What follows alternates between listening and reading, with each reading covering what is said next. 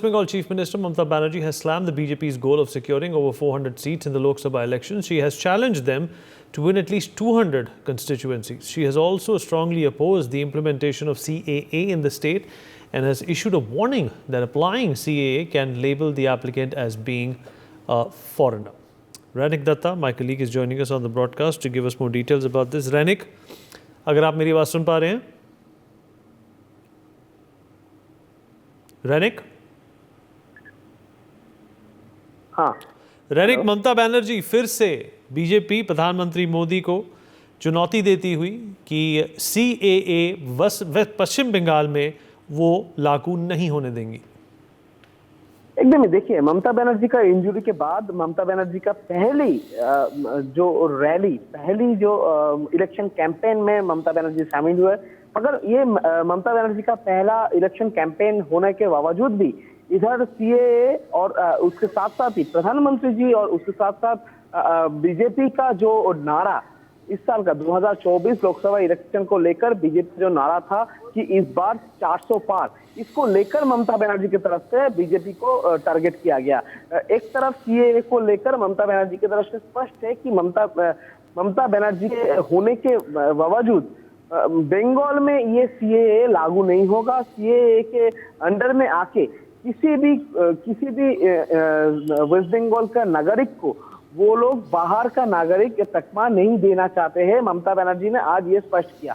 दूसरी तरफ ममता बनर्जी की तरफ से बीजेपी का जो नारा है अगली बार 400 पार, इसको लेकर ममता बनर्जी की तरफ से डायरेक्टली कहा गया है कि 200 भी कंप्लीट नहीं कर पाएगा बीजेपी, 200 सीट में भी बीजेपी का जीत नहीं होगा, ऐसा भी ममता बनर्जी की तरफ से कहा गया है। यानी पहला इलेक्शन कैंपेन में जब ममता बनर्जी आए उसी टाइम में बीजेपी को लेकर बीजेपी का एक जो प्रोजेक्ट ये जो CAA इम्प्लीमेंट होना, ये पूरा मामला को लेकर ममता बनर्जी की तरफ से हावी हुआ गया।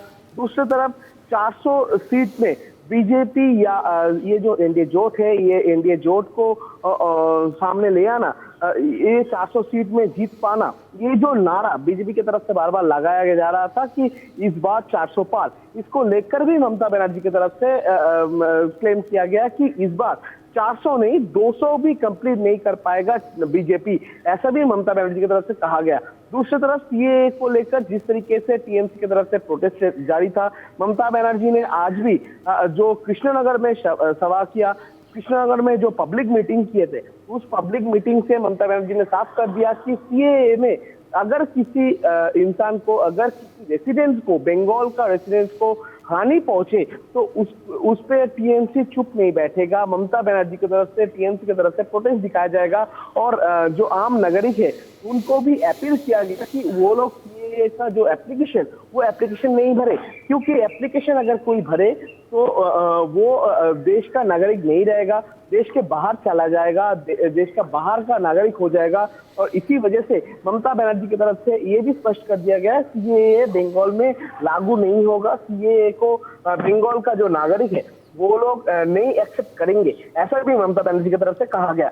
दूसरी तरफ देखा जाए बीजेपी की तरफ से जो बार बार से क्लेम किया जा रहा है कि 2024 लोकसभा इलेक्शन में बीजेपी की तरफ से 400 के ऊपर सीट में बीजेपी का जो शरीक दल है उनकी तरफ से जीत हासिल किया जाएगा। उसमें ममता बनर्जी का कहना है कि इस बार एनडीए सरकार जो है, बीजेपी का जो सरकार है, वो 400 क्या 200 के पार भी नहीं हमारे साथ जुड़ने के लिए कंप्लीट नहीं। आपका शुक्रिया। For more such videos, subscribe to the NewsX YouTube channel, hit the bell icon.